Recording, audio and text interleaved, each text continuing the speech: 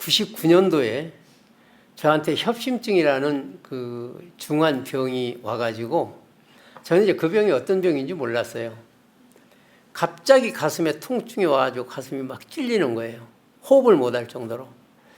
그래서 왜 그럴까 하고 뭐 생각할 겨를도 없이 죽게 생긴 상황이에요. 정말로 심장 마비가 이제 그렇게 오는 것 같습니다. 그냥 주저앉았어요. 그리고 아무것도 생각나지도 않고 어떻게 할 수가 없어요. 이제 그러는데 다시 호흡이 돌아와가지고 일어날 수 있었습니다.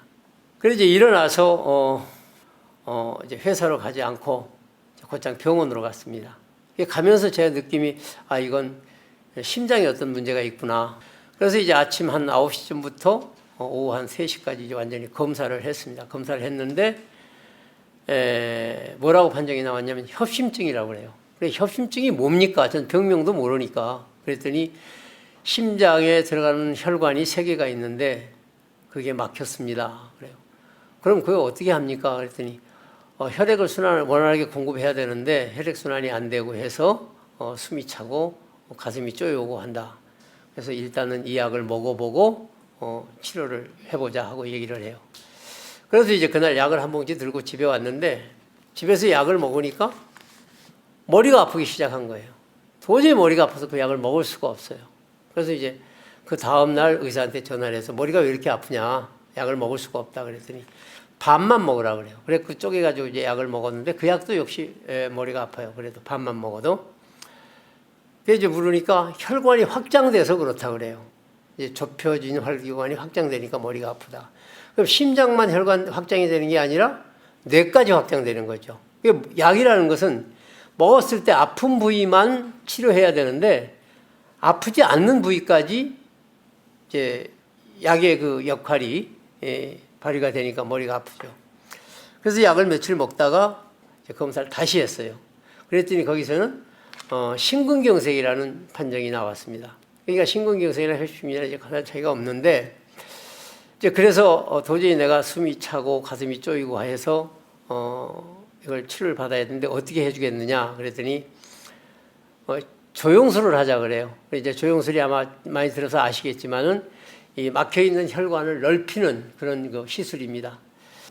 이제 그날 아침에 오늘 내가 시술을 해야 되는데 두려움이 드는 거예요. 제 몸에 칼을 대야 된다는 거 수술이. 그래 무릎을 꿇고 어떤 기도를 드렸냐면 하나님 정말로 제가 제 인생을 지금까지 잘못 살았습니다. 제가 지금 죽을 병에 걸려서 심히 고통 중에 있으니 이 병을 좀 고쳐주십시오. 오늘 제 몸에 칼을 대고 수술을 한다 그러는데 이 수술이 무사히 맞춰질 수 있도록 도와주십시오. 제 기도의 목적은 그거였어요. 하나님께서 제 수술에 개입하셔서 의사들에게 능력을 줘가지고 이게 쉽게 잘 뚫리도록. 아마 그렇게 고쳐주셨으면은 제가 재림교인이 될 수 있는 가능성은 전혀 없죠. 전혀 없는데 하나님께서는 제 옆에 딱 그때부터 20년 전에 제7일 안식일 예수 재림교인을 하나 붙여주셨어요. 그러면서 이제 제7일 안식일 예수 재림교회에서만 가르치는 천연계에 대한 그 위대한 능력이라든지 하나님의 펼쳐놓으신 이 천연계 이런 부분을 얘기를 하고 그러는데 한쪽 귀로 듣고 한쪽 귀로 흘렸죠. 그리고 이제 제가 할 수 있는 얘기는 일요일교회 신학대학이 얼마나 많고 목사님들이 얼마나 많으냐, 교수들도 많고 그분들이 성경을 몰라서 토요일날 예배를 안 드리고 일요일날 예배를 드리겠느냐. 그리고 하나님께서 주신 모든 음식 먹으라고 주신 거 아니냐. 이제 그렇게 제가 변명을 하고 지내왔습니다. 지내왔는데 2월 11일 날 시술을 한다고 해서 이제 의사들이 한 서너 명이 와가지고 저를 이제 마취를 시켜가지고 전 눕혀놓고 모니터만 보고 있는데 이제 이 동맥을 끊어가지고 허벅지 사사구니 쪽에 동맥을 끊어가지고 뭐가 올라가는 거예요. 이제 화면으로 보니까 화살표 같이 생겼는데 착착 치고 올라가요. 파란 게 이제 모니터로 보니까. 근데 여기까지 올라왔는데 탁 치더니 따끔하면서 못 나가고 따끔하더니 못 나가고 못 나가는 거예요. 아마 한 20분이나 30분 가까이 됐는데 이제 의사들이 하는 얘기가 안 되겠다 그래요. 근데 저는 이제 정신이 점점 몽롱해지고 그래서 이제 무슨 얘기를 하느냐면 혈압이 너무 많이 떨어진다 그래요. 아마 50, 40까지 이렇게 떨어진다 그래요. 그래가지고 결국은 그 시술을 하다가 중단을 하고 이제 빼버렸습니다. 퇴원하라 그러는 거예요. 그래서 아니 고쳐지지 않았는데 퇴원하라 그러면 어떻게 하느냐 그랬더니 선생님이 지금 하실 수 있는 방법은 우리가 이걸 뚫기 위해서 노력했는데 그게 안 되고 만약에 최선의 방법이라 그러면 가슴을 열어서 막혀있는 혈관을 폐쇄시키고 다른 데서 혈관을 잘라다가 이걸 연결시키는 방법밖에 없다. 근데 제가 그 수술을 다른 분이 하고 나서 그분이 한 2년 살다가 돌아가신 걸 봤어요. 폐에 물이 찼다 그래. 폐부종이라 그러던가 그래가지고 그분이 돌아가신 걸 봤는데 그러면서 그렇게라도 해야 되지 않느냐 그랬더니 선생님은 아직 그 수술하기에는 젊다 그래요. 쉬운 일이었으니까. 근데 밤에 12시, 1시 잠이 들었다가 한숨 자고 나서 가슴이 쪼여서 깨고 나면 집사람이 없어요. 나 혼자 있는 거예요. 이게 한 서너 번 그렇게 하다가 아 내가 이러다가 그냥 죽겠구나. 심장마비는 이제 앓다가 죽는 병이 아니기 때문에 갑자기 마비가 되면 죽는 거니까 정말 이래서는 내 인생이 너무 아쉽지 않느냐. 근데 이제 그 동서가 집에 왔길래 내가 그 얘기를 했죠. 야 초이 아빠 나 도저히 못 견디겠어서 이러다 괜히 자다가 내가 죽을 것 같다. 질병원에 내가 예약을 해놨는데 가서 이거 다시 한번 시술해보고 안 되면 수술해야 되겠다 그랬더니 형님 수술은 맨 마지막에 하고 내가 한번 권하는 데 가보시겠어요? 그 얘기를 하더라고요. 지금까지는 내가 다른 소리를 듣고 무시했는데 그날은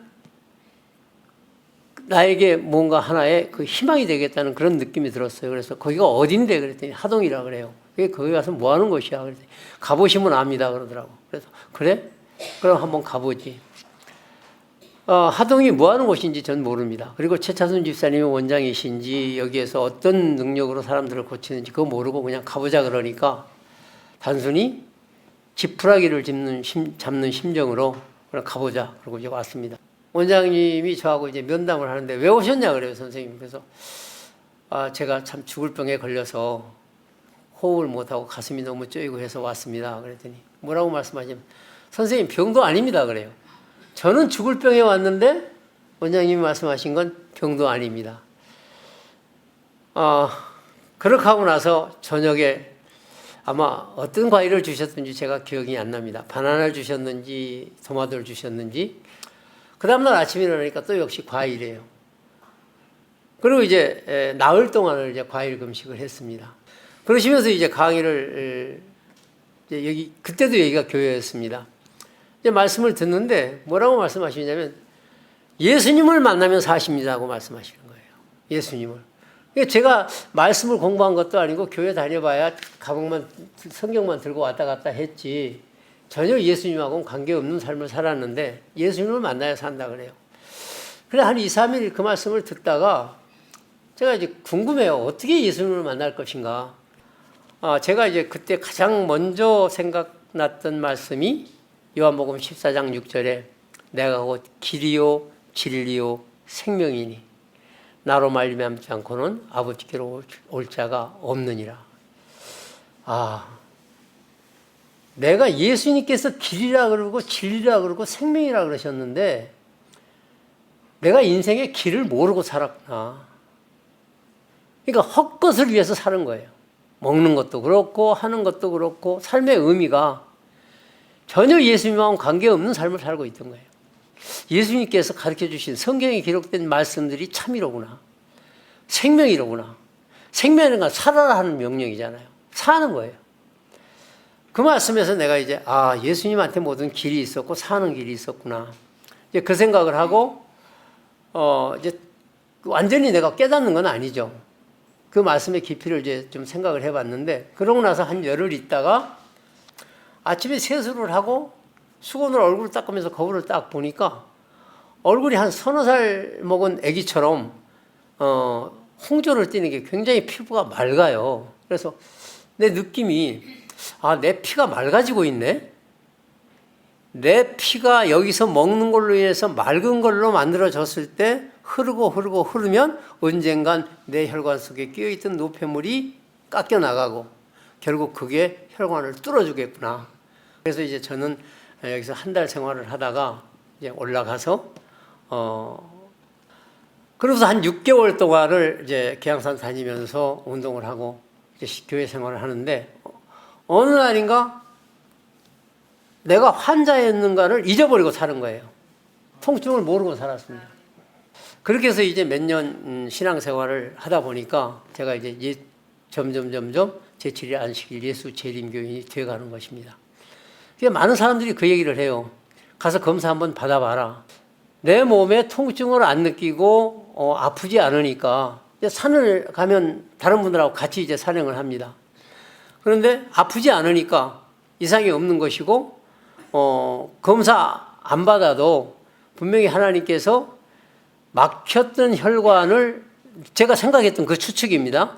그 혈관을 뚫어주셨든지 아니면 그게 막혔으면 옆에다가 다시 혈관을 만들어서 고속도로를 만들어 주셨을 것이다. 그 단순한 믿음이에요. 미련한 믿음인지도 모르죠. 이제 그 믿음 가지고 살아오면서 이제 많은 사람들에게 만나면 요양원 가라. 그 다음에 식생활 개설해라. 이제 그런 얘기를 많이 했습니다. 많이 했는데 의사는 칼을 가지고 수술을 해서 사람을 치료는 하지만 완전히 하나님을 만나게 해서 구원 얻도록 은 못 하시죠. 근데 예수님을 소개해서 그분들이 예수님을 만나면 완전한 전인적인 치유가 되잖아요. 이제 광주 보훈병원에 가가지고 검사를 이제 처음으로 다시 한번 한 거예요. 그랬더니 처음부터 이제 입원시켜놓고서 아마 이틀인가 3일 걸려서 검사를 전체적으로 했는데 사진을 보니까 이제 2개가 막힌 것은 이제 그건 활용이 안 되고 있어요. 폐쇄한 거고 그 옆에다가 다시 만들어가지고 2개가 혈관이 흘러가고 있는 거예요. 그러니까 그 말씀은 제가 지금까지 재림교회에 와가지고 재림교회 성도로서 이제 그 19년이 됐는데 19년 동안 신앙생활을 하면서 다른 분들에게 얘기했던 나 병원 가지 않는 이유가 통증 없으니까 안 가는 것이고 분명히 하나님께서 막힌 곳을 뚫어 놓으셨든지 고쳐주셨든지 아니면 혈관을 새로 만들어서 고속도로를 열어주셨을 것이다. 그러니까 지금도 뛰고 걷고 하는데 전혀 불편을 안 느낀다. 이제 그 얘기가 과학적으로 현실이 된 거예요. 제가 눈으로 확인할 수 있는 그런 기회가 된 것이죠. 그래서 이제 의사들이 무슨 얘기를 합니까? 선생님은 심장에 대해서는 전혀 염려하지 않아도 됩니다.